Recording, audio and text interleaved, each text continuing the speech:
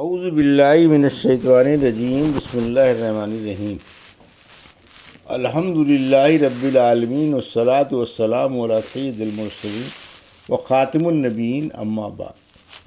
صحیح بخاری، باب کتاب النکاح، حدیث نمبر 5108، اردو ترجمہ۔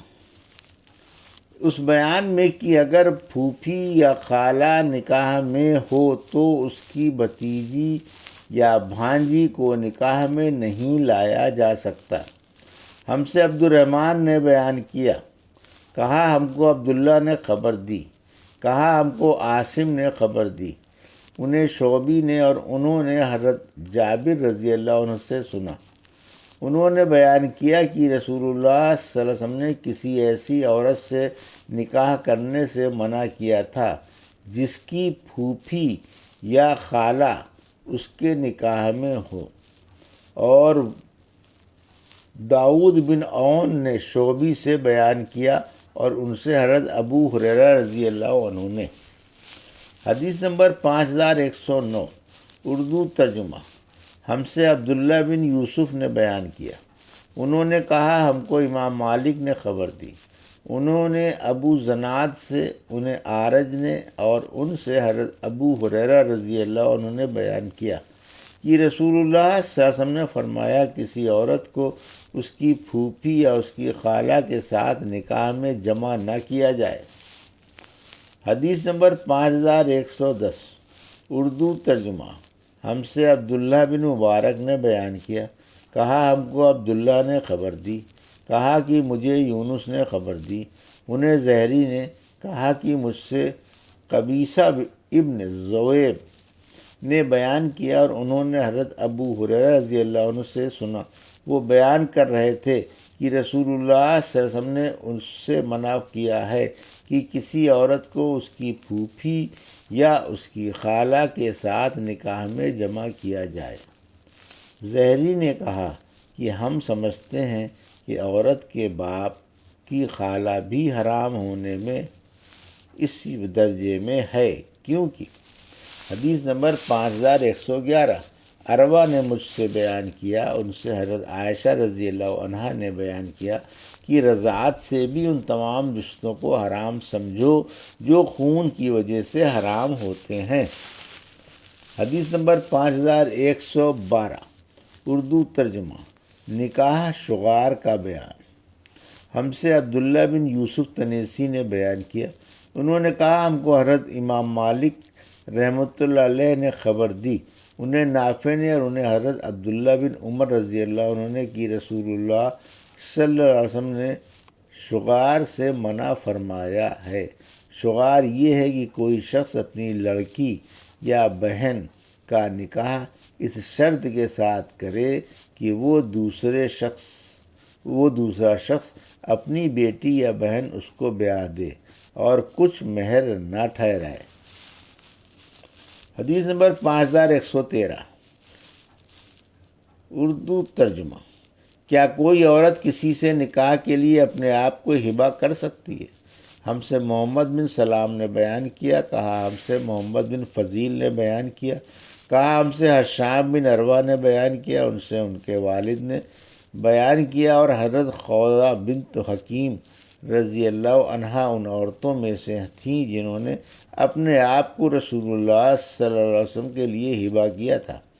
اس پر حضرت عائشہ رضی اللہ عنہا نے کہا کہ ایک عورت اپنے آپ کو کسی مرد کے لیے ہبہ کرتے شرماتی نہیں ہے؟ پھر جب آیت ترجیح من تشاء منہن، اے پیغمبر تو اپنی جس بیوی کو چاہے پیچھے ڈال دے اور جسے چاہے اپنے پاس جگہ دے، نازل ہوئی تو میں نے کہا یا رسول اللہ اب میں سمجھی، اللہ تعالیٰ جلد جلد آپ کی خوشی کو پورا کرتا ہے۔ اس حدیث کو ابو سعید محمد بن مسلم مودب اور محمد بن بشر اور عبدہ بن سلیمان نے بھی حشام سے، انہوں نے اپنے والد سے، انہوں نے حضرت عائشہ رضی اللہ عنہا سے روایت کیا ہے۔ ایک نے دوسرے سے کچھ زیادہ مضمون نقل کیا ہے۔ حدیث نمبر 5114، اردو ترجمہ۔ احرام والا شخص صرف نکاح عقد کر سکتا ہے، حالت احرام میں اپنی بیوی سے جمع کرنا جائز نہیں ہے۔ ہم سے مالک بن اسماعیل نے بیان کیا، کہا ہم کو سفیان بن عینیہ نے خبر دی، کہا ہم کو عمرو بن دینار نے خبر دی، کہا ہم سے جابر بن زید نے بیان کیا، کہا ہم کو ابن عباس رضی اللہ عنہ نے خبر دی کہ رسول اللہ صلی اللہ علیہ وسلم نے حضرت میمنہ رضی اللہ عنہ سے نکاح کیا اور اس وقت آپ احرام تھے۔ اس وقت آپ احرام باندھے ہوئے تھے۔ حدیث نمبر 5115 اردو ترجمہ۔ آخر میں رسول اللہ صلی اللہ علیہ وسلم نے نکاح متع سے منع کر دیا تھا، اس لیے اب متع حرام ہے۔ ہم سے مالک بن اسماعیل نے بیان کیا، انہوں نے کہا ہم سے سفیان بن عینیہ نے بیان کیا، انہوں نے زہری سے سنا، وہ بیان کرتے تھے کہ مجھے حسن بن محمد بن علی اور ان کے بھائی عبداللہ بن محمد بن علی نے اپنے والد محمد بن حنفیہ سے خبر دی کہ حضرت علی رضی اللہ عنہ نے حضرت عبداللہ بن عباس رضی اللہ عنہ سے کہا کہ نبی کریم صلی اللہ علیہ وسلم نے متع اور پالتو گدھوں کے گوشت سے جنگ خیبر کے زمانے میں منع فرمایا تھا۔ حدیث نمبر 5116 اردو ترجمہ۔ ہم سے محمد بن بشار نے بیان کیا، کہا ہم سے غنزر محمد بن جعفر نے بیان کیا، کہا ہم سے شعبہ بن حجاج نے بیان کیا، ان سے ابو حمزہ نے بیان کیا، کہا میں نے حضرت ابن عباس رضی اللہ عنہ سے سنا، ان سے عورتوں کے ساتھ نکاح متع کرنے کے متعلق سوال کیا گیا تھا تو انہوں نے اس کی اجازت دی۔ پھر ان کے ایک غلام نے ان سے پوچھا کہ اس کی اجازت سخت مجبوری یا عورتوں کی کمی یا اسی جیسی صورتوں میں ہوگی؟ تو ابن عباس رضی اللہ عنہ نے کہا کہ ہاں۔ حدیث نمبر 5117 اور 5118 ہم سے علی بن عبداللہ مدینی نے بیان کیا، کہا ہم سے سفیان بن عینیہ نے بیان کیا، ان سے عمرو بن دینار نے بیان کیا، ان سے حسن بن محمد بن علی بن ابی طالب نے، اور ان سے جابر بن عبداللہ انصاری اور سلمہ بن علقو نے بیان کیا کہ ہم ایک لشکر میں تھے، پھر رسول اللہ صلی اللہ علیہ وسلم ہمارے پاس تشریف لائے اور فرمایا کہ تمہیں متع کرنے کی اجازت دی گئی ہے، اس لیے تم نکاح متع کر سکتے ہو۔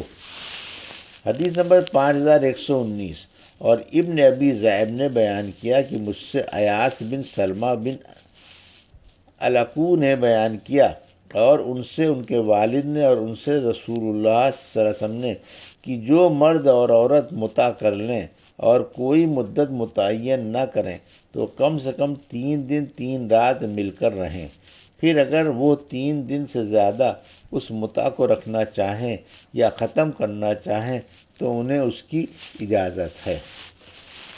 سلمہ بن علقو کہتے ہیں کہ مجھے معلوم نہیں یہ حکم صرف ہمارے صحابہ ہی کے لیے تھا یا تمام لوگوں کے لیے ہے۔ ابو عبداللہ امام بخاری رحمۃ اللہ علیہ کہتے ہیں کہ خود علی رضی اللہ عنہ نے آن صلی اللہ علیہ وسلم سے ایسی روایت کی جس سے معلوم ہوتا ہے کہ متع کی حلت منسوخ ہے۔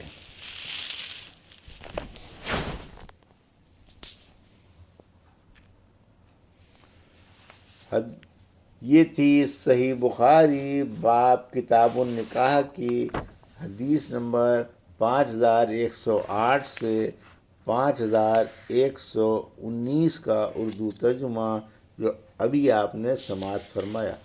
اللہ سے دعا ہے کہ اللہ میرے حدیثوں کی صحیح سمجھ عطا فرما اور ان پر عمل کرنے کی توفیق عطا فرما، آمین یا رب العالمین۔